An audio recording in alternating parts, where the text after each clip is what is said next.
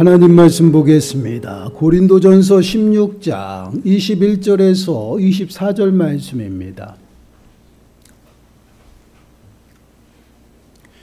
고린도전서 16장 21절에서 24절 말씀.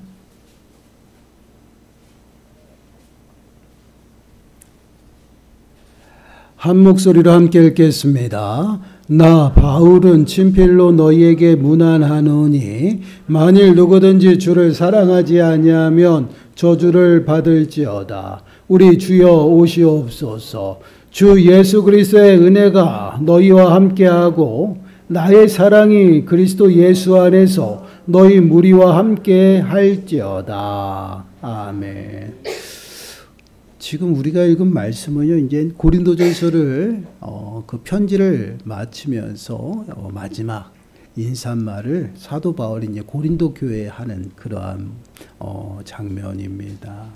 21절 말씀을 보시면 나 바울은 친필로 너희에게 문안한다라고 말씀을 하고 있어요. 고린도전서는 누구의 편지예요? 사도 바울이 고린도 교회를 향해서 쓴 편지입니다. 근데 친필로 너희에게 문안한다. 친필로 작성하지는 않았어요. 이 친필로 너희에게 문안한다는 이 사도 바울은요, 모든 편지를 마치고 항상 사도 바울이 습관적으로 하는 그런 인사말이에요. 그러니까 보통 그 당시에 사도 바울은요, 대서자를 항상 두었습니다. 여러 편지를 쓰면서 대서자를 두고 자신의 생각을 전달하고 불러주면서 편지를 써내려갔어요. 그리고 마지막 인사말에 꼭 항상 습관적으로 했던 그 표현이 무엇이냐면 나 사도 바울은 친필로 너에게 문안한다라는 이런 인사말을 하는 것을 보게 돼요. 이렇게 쓴 이유는 자신이 그 교회에게 이제 편지한다라는 것을 진정성을 거기 편지에 두기 위해서 이렇게 하는 방식이 있고요. 또한 사도 바울이 끊임없이 이제 도전받았던 사도적인 권위 있는 그러한 편지임을 강조하기 위함입니다. 그래서 이 표현 자체는 무엇을 의미하면 이 사도적인 권위를 가지고 있기 때문에 너희들은 이 편지에 너희가 그 여러 가지 내가 권면하는 것을 너희가 받아들이고 그것에 어떻게 해요? 순종하며 또한 변화될 것을 요구하는 그러한 모습이에요. 근데 여러분 보면 문안한다. 지난 시간에 우리가 살펴봤죠. 문안한다는 것 서로 입맞추면서 사랑하지 아니하면 불가능한 그러한 입맞춤을 이야기했어요. 모든 형제들이 그리스도 안에서 하나가 되었기 때문에 서로가 안녕을 위해서 관심을 갖고 기도하는 건 당연한 것이에요. 사도 바울도 동일해요. 이렇게 우호적으로 고린도 교회를 향해서 인사말을 마쳐요. 그런데 갑자기 무엇이 등장해요? 저주가 등장해요. 22절 말씀 보세요. 22절 말씀을 보시면 만일 누구든지 주를 사랑하지 아니하면 저주를 받을지어다. 우리 주여 오시옵소서라고 말씀을 합니다. 아주 우호적이고 인사말을까지 다 마쳤어요. 긍정적이잖아요. 근데 갑자기 등장하는 것이 뭐예요? 저주를 선언하고 있다라는 것이야. 근데 주를 사랑하지 아니하면 저주를 받을지어다라는 것이죠. 유일한 중보자가 되시는 분이 누구예요? 예수 그리스도죠. 예수 그리스도를 구주로 받아들이지 않는 것. 결국은 이것은 주를 사랑하지 않는 것이에요. 그러한 모습은 영원한 저주, 영원한 멸망에 이르는 것을 분명합니다. 그것은 확실해요. 근데 그런 것을 갑자기 선언하고 있다라는 것입니다. 이는 굉장히 중요한 의미를 담고 있어요.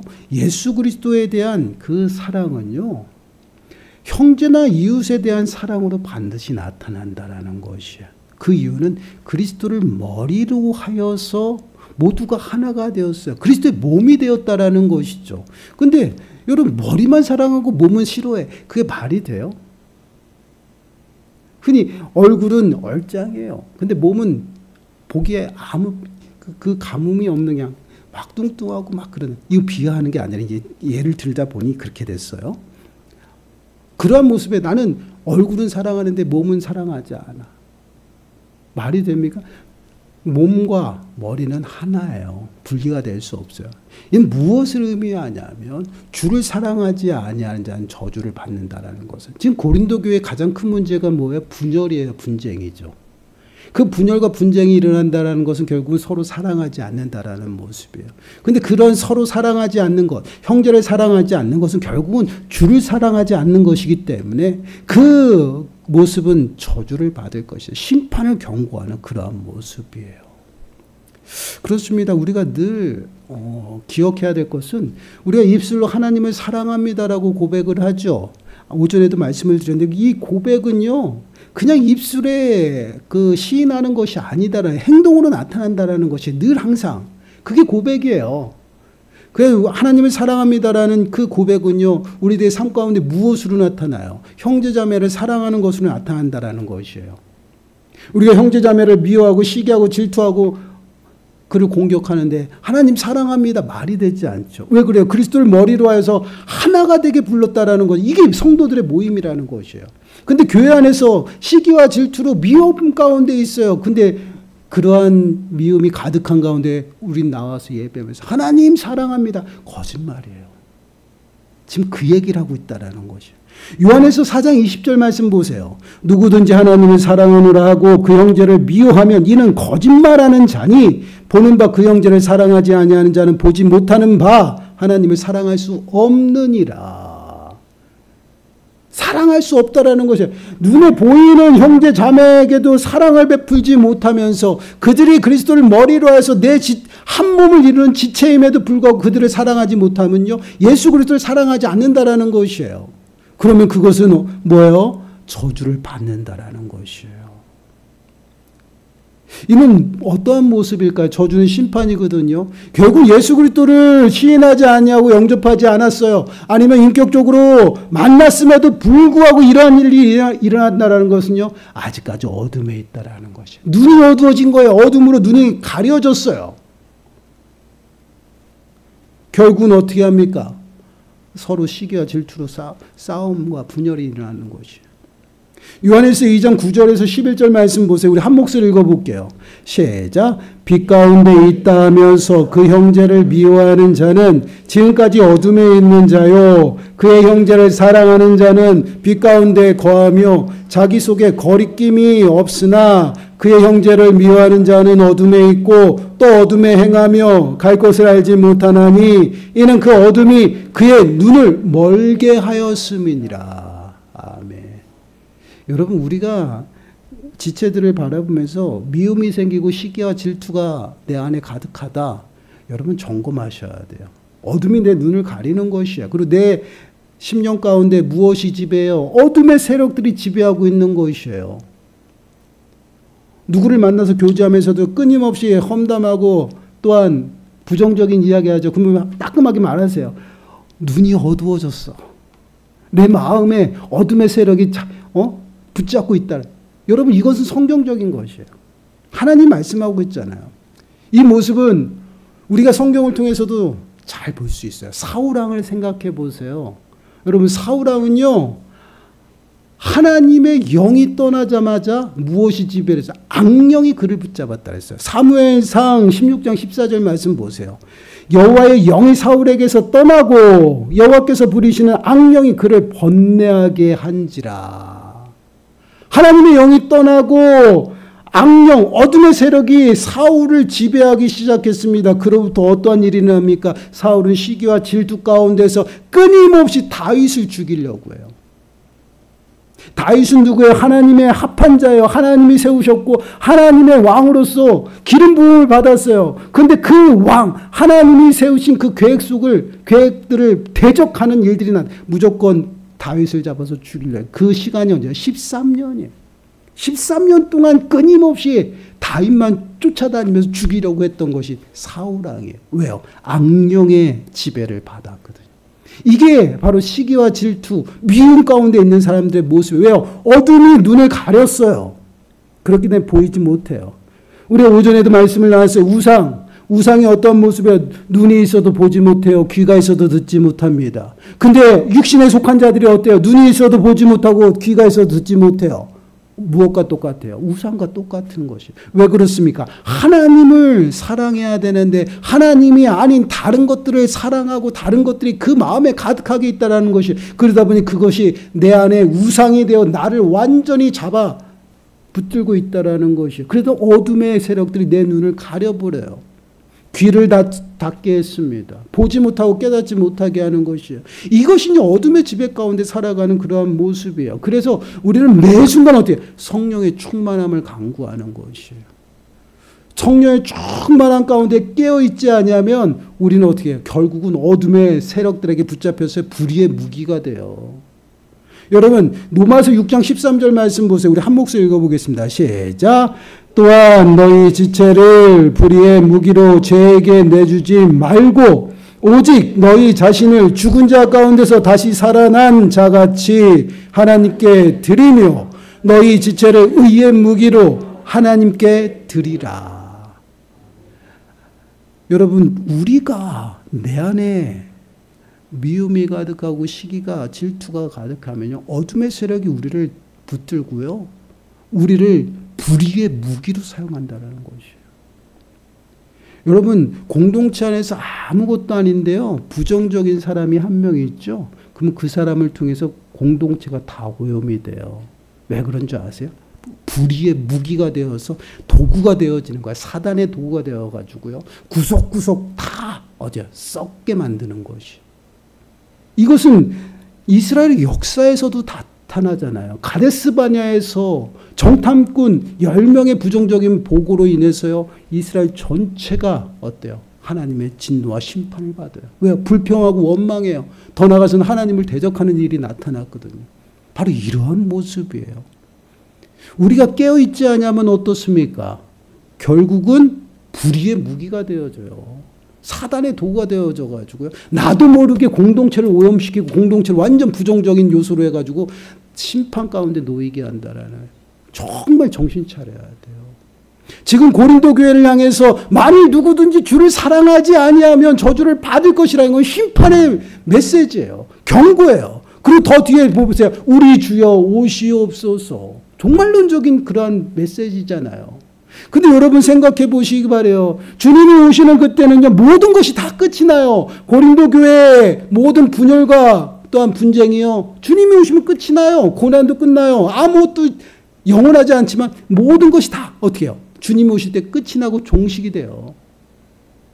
이 말씀은 결국은 너희들이 거기서 돌이켜서 사랑으로 하나 되기를 원하는 사도 바울의 마음이 들어가 있는 것이에요.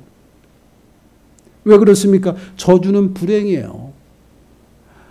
너희가 시기와 질투와 분열과 분쟁으로 가득하면 행복하지 않다라는 것이에요. 한번 생각해 보세요. 시기와 질투 가운데 있었던 사울왕은요, 그 13년이라는 시간이 행복했을까요? 근데 그 심판이 주님 앞에 서서 받는 심판이거든요. 근데 그것만이 아니다라 이 땅에서도요, 결코 행복하지 않아요. 사울왕은요, 다윗에게 자신의 왕권을 빼앗길까봐 걱정이 되고 불안했어요. 그 불안함은요 삶에서 나타나요. 끊임없이 창을 들고 항상 있어요. 그리고 다윗이 보면 죽이려고 항상 기다려요. 그래서 창을 던지고. 이게 13년 동안 이루어진 것이. 도망간 다윗을 쫓아서 끝없이 계속 죽여야 돼요. 왜? 왕권을 지키기 위해서. 얼마나 불안한 하루하루를 살아갈까요?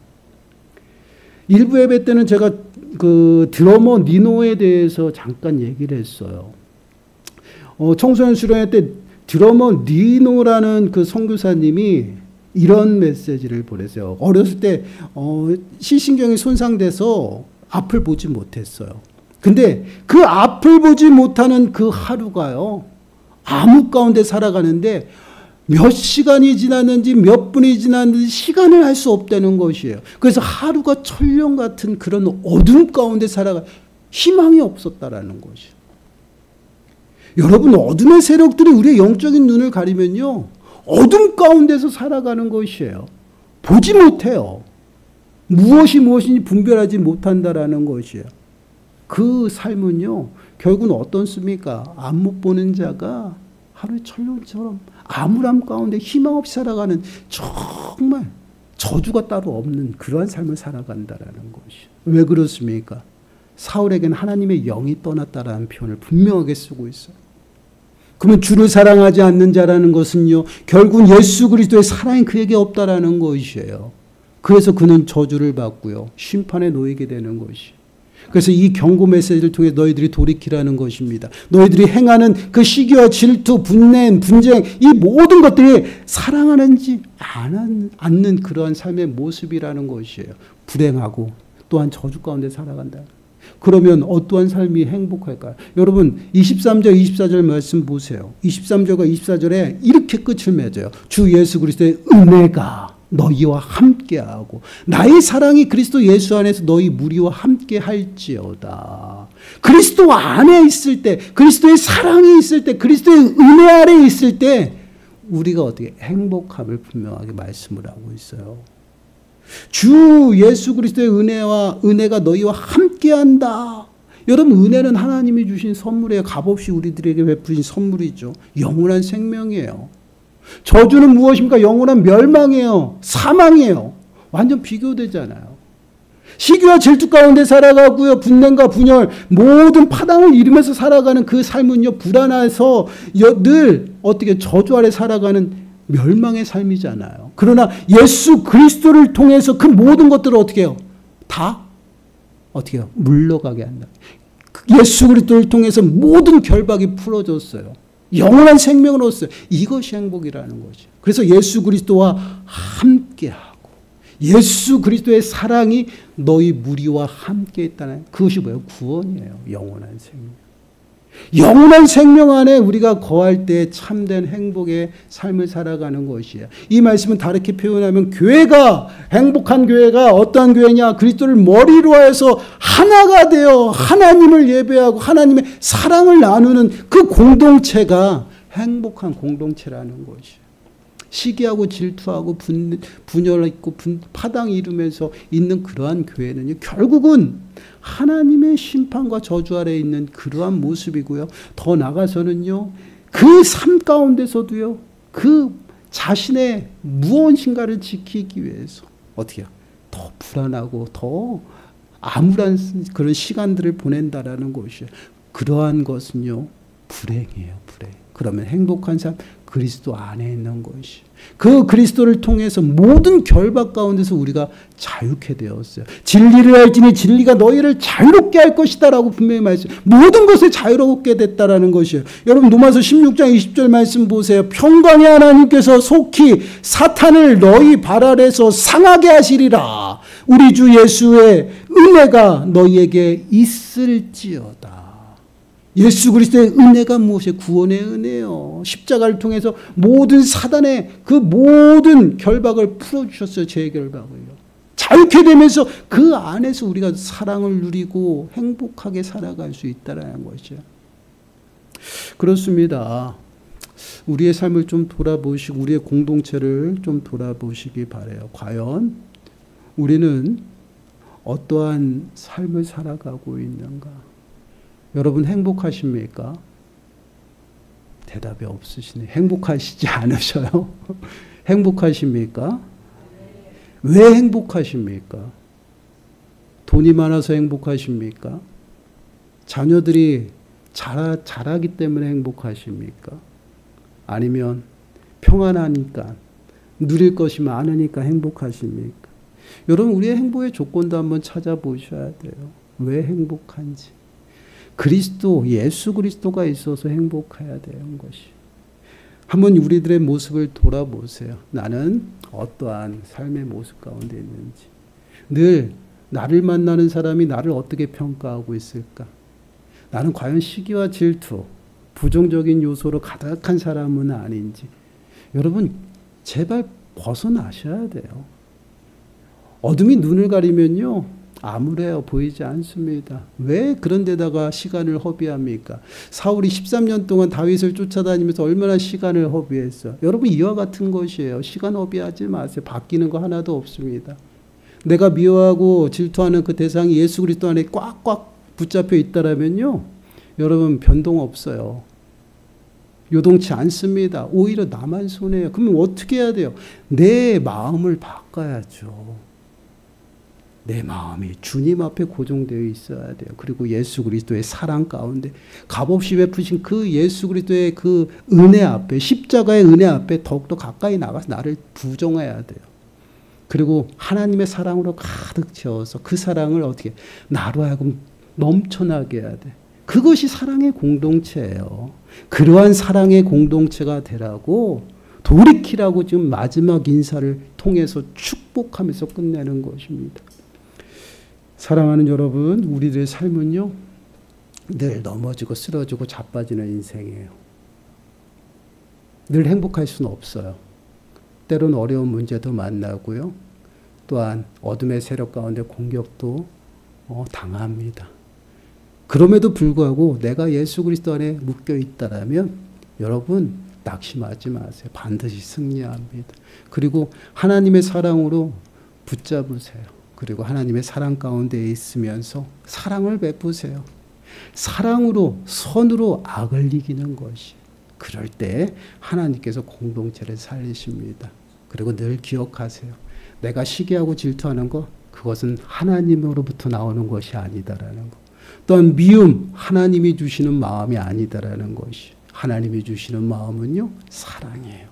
사랑하고 마지막 때가 가까이 올수록 뜨겁게 사랑하라 말씀하시고 있습니다. 정말 우리가 사랑함으로 허다한 죄를 덮으시고 사랑함으로 정말 주 안에서 늘 행복한 삶을 살아가시기를 간절히 축원합니다. 기도하겠습니다. 하나님 감사합니다. 주를 사랑하지 아니하면 저주를 받을 것이다 말씀하신 주님, 우리가 지체를 사랑하지 못함이 곧 예수 그리스도를 사랑하지 못함을 우리가 깨닫게 됩니다. 예수 그리스도를 사랑한다라고 하면서 지체를 미워하는 것은 거짓말이라 말씀하십니다. 하나님, 저희들이 포장하고 외식된 모습으로 살아가지 않기를 원합니다. 하나님을 사랑하고 내 이웃을 사랑함으로 정말 우리의 삶 가운데 하나님이 허락하신 행복한 삶을 풍성히 누리게 하시고 더 이상 눈이 어두워 시기와 질투로 비참한 삶을 살아가지 아니하도록 주여 저희들을 붙들어 주옵소서. 이 모든 말씀 예수님의 이름으로 감사하며 기도드리옵나이다. 아멘.